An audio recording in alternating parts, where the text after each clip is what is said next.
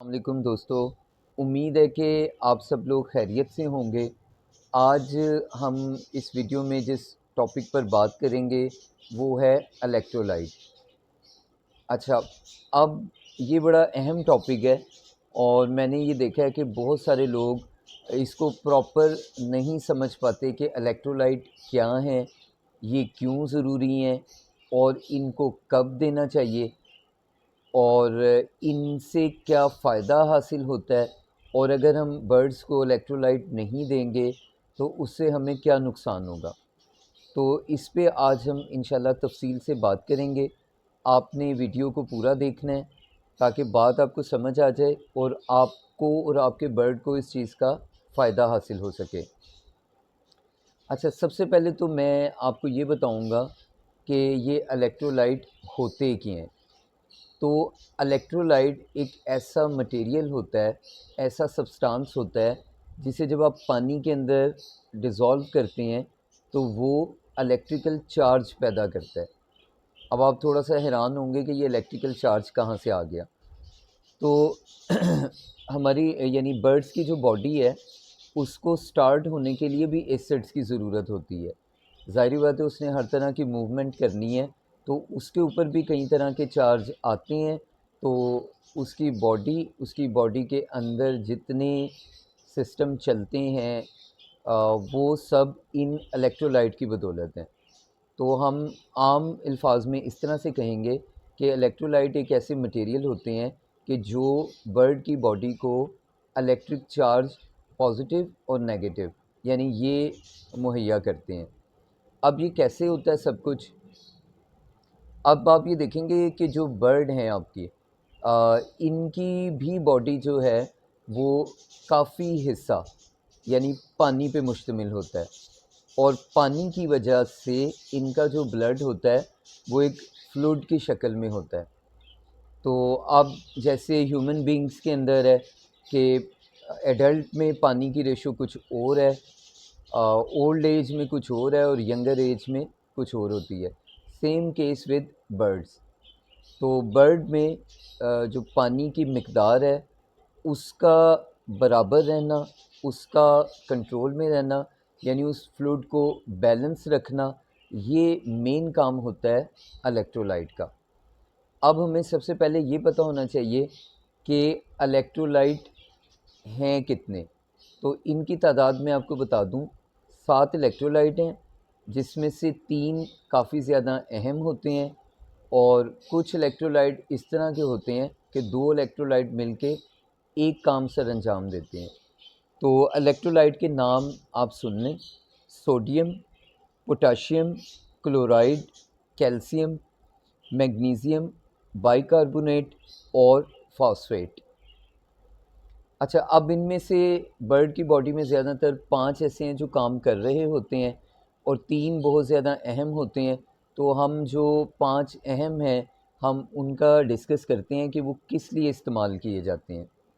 तो सबसे पहले हम बात करेंगे कैल्शियम की।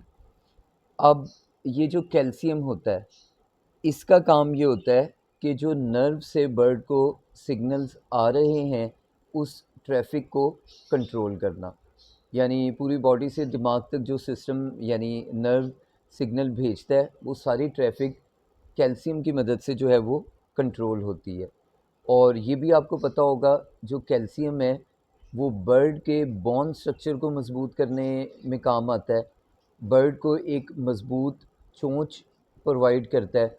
अब आप ये देख लें कि अगर बर्ड की चोंच कमज़ोर होगी तो वो खाएगा कैसे। अगर उसका बोन स्ट्रक्चर कमज़ोर होगा तो वो अपनी ज़िंदगी के बाकी मामलात कैसे गुजारेगा। तो कैल्शियम एक बड़ा अहम इलेक्ट्रोलाइट है बर्ड के लिए। अच्छा, अब हम बात करते हैं सोडियम की। अब सोडियम का जो मेन काम होता है वो ये है कि बॉडी के अंदर जो फ्लूइड है उसको बैलेंस के अंदर रखना। यानी ना वो एक हद से आगे जाए और ना एक हद से कम रहे। तो बैलेंस रखना, उसकी नॉर्मल रेंज के अंदर रखना, ये एक इलेक्ट्रोलाइट का सोडियम का काम होता है। उसके बाद आ जाता है पोटाशियम। अच्छा, अब ये जो पोटाशियम है ये ब्लड बर्ड का जो ब्लड प्रेशर है उसको कंट्रोल करता है, ब्लड सर्कुलेटरी सिस्टम को रेगुलेट करता है। ठीक है, इसके बाद हमारा आ जाता है मैग्नीशियम। अच्छा, अब जो मैग्नीशियम है, इसका जो मेन काम है वो मैं आपको बता दूं, हार्ट बीट को अपनी रिदम के अंदर रखता है ये। अब आपने अमूमन देखा होगा कि इलेक्ट्रोलाइट की कमी से लोग कहते हैं जी बर्ड को अचानक सडन डेथ हो गई या हार्ट अटैक आ गया, तो वो यही मैग्नीशियम होता है जो बर्ड की हार्ट बीट को रिदम में रखता है, ब्लड सर्कुलेटरी सिस्टम को रेगुलेट करता है। ठीक है, अगर ये कमी होगी तो फिर इसकी वजह से आपके बर्ड को सडन डेथ का सामना करना पड़ सकता है, हार्ट अटैक का सामना करना पड़ सकता है। अच्छा, पांचवा जो है वो क्लोराइड है। और अब क्लोराइड का क्या काम है या क्या फ़ायदा है?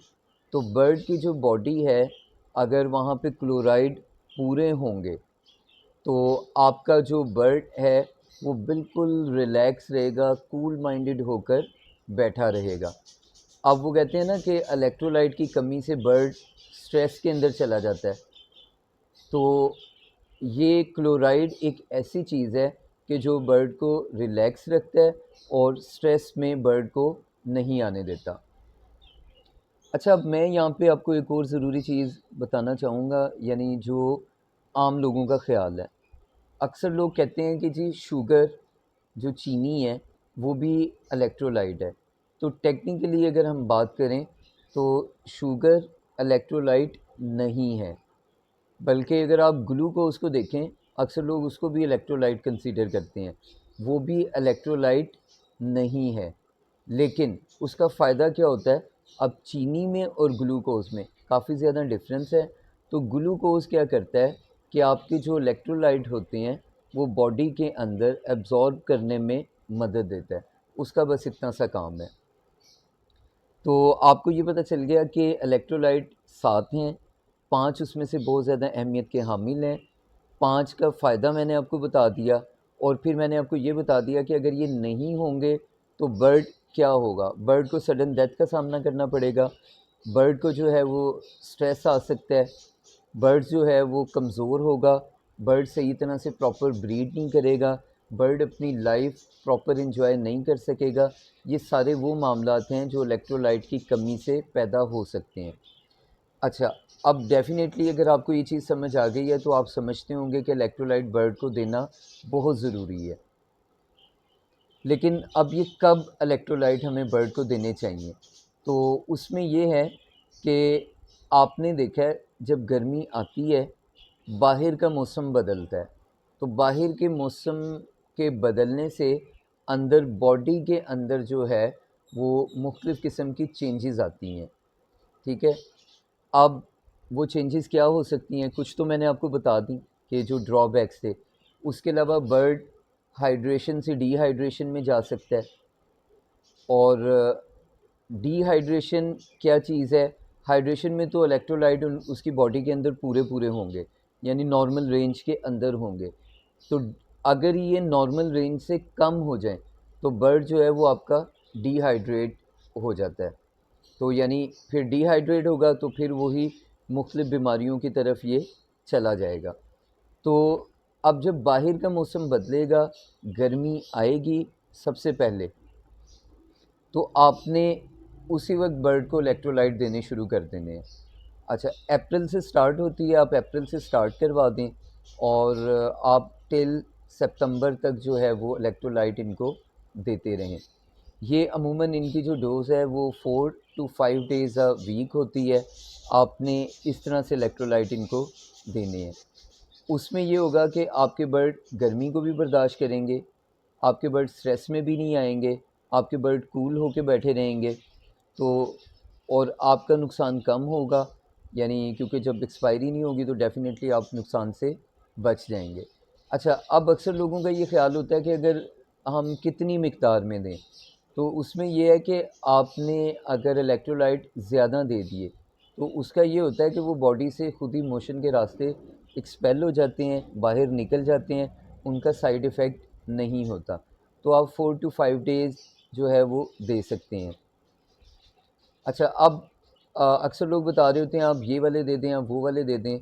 इसमें आप जो मुनासिब समझें, जो आपके बजट में आ जाए, वो इलेक्ट्रोलाइट आप बर्ड्स को दे सकते हैं। तो उम्मीद है कि आज की वीडियो आपको पसंद आई होगी। तो चैनल को काइंडली सब्सक्राइब कीजिएगा और वीडियो को लाइक कीजिएगा। इंशाल्लाह फिर मिलते हैं किसी और वीडियो के अंदर। अस्सलाम वालेकुम।